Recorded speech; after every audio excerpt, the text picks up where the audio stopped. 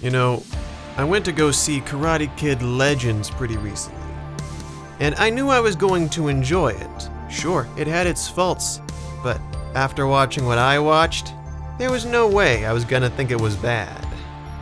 My old Kempo Sifu once told me, "Phil, it isn't what you do, but how you do it." And this film I'm thinking of is not how you do it. 5 years after the release of the Jaden Smith remake of Karate Kid, but 3 years before the premiere of Cobra Kai, the closest thing us Karate Kid fans had to look forward to a new movie was 2015's The Martial Arts Kid. Yeah, I know it's not by Columbia Pictures or Sony, so it's not an official Karate Kid movie. Tell me if you've heard this story before.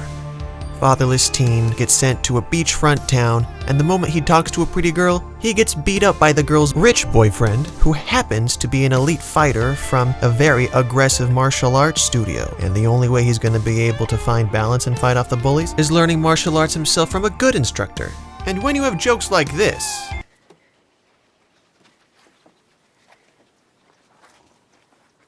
you know, you can wash on, wash off all you want, but you're not going to be driving any of our cars.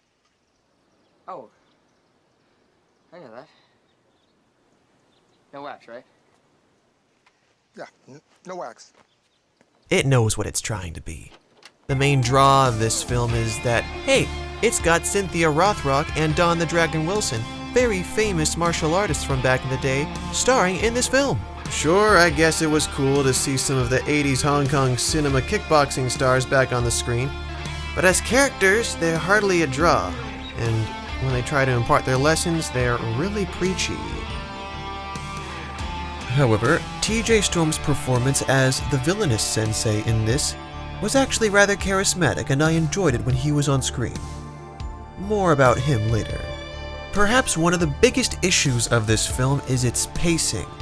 Throughout the film, the characters have this problem where they'll talk to each other and then pause for a while before the next person says their dialogue, or even within their own sentence. This is especially egregious with our protagonist, Robbie. No, not that Robbie. This Robbie, spelled with an I-E at the end.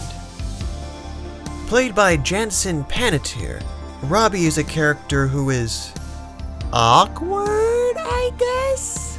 Throughout the film, Jansen wears this extremely pained expression, even after he supposedly built up his confidence through training in the martial arts. And since the actor looks uncomfortable, I feel uncomfortable, like many a martial artists turned actors before him.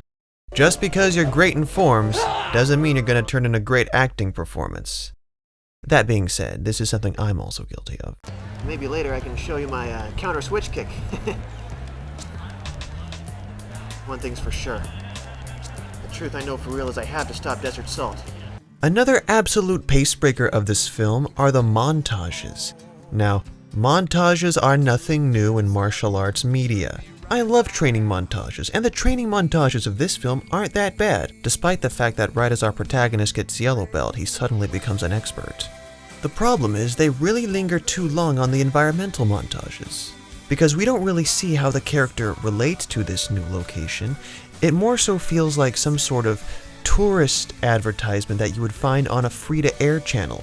And these go on way too long, and it doesn't really help that the music that they play in the background of these isn't really my taste, which just made it feel all the longer. Speaking about the music in this film, it sounds like Kevin MacLeod's stock music. There's no motifs, it's not like Karate Kid or Cobra Kai, there's no dun dun dun dun, or there's no moment of truth type motif that they're building up to. It's just some stock music that kinda fits the mood, but it's offensively forgettable. And by the way, this movie takes place in Florida, and yet, not a single alligator.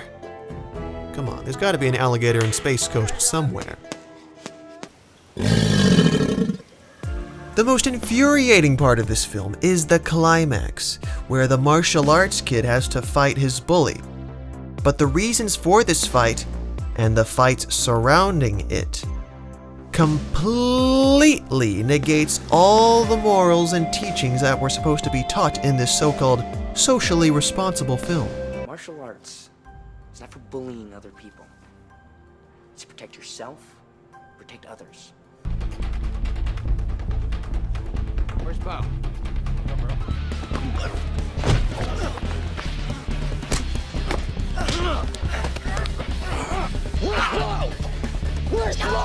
Now the final fight? Now this is funny.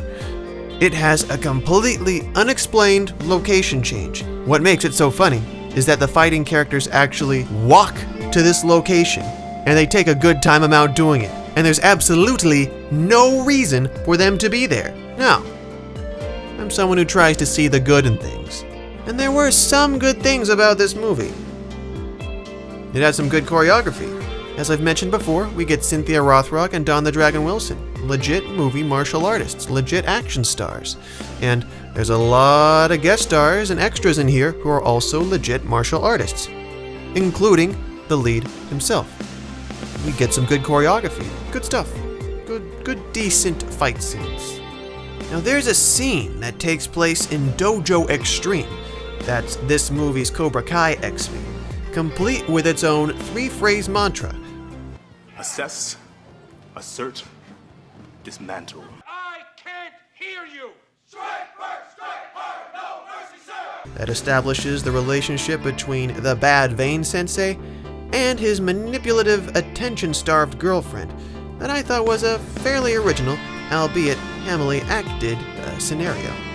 I'm a sucker for good dojo culture scenes. I also thought it was pretty neat that the love interest actually joined the protagonist's dojo. But with just that, overall this film is very unfocused, with half a dozen plot points that don't go anywhere. Like, who is this? Who is that? NASA. We trained astronauts. Come on, Uncle Glenn, Space ninjas? Space ninjas? Explain, movie! Explain!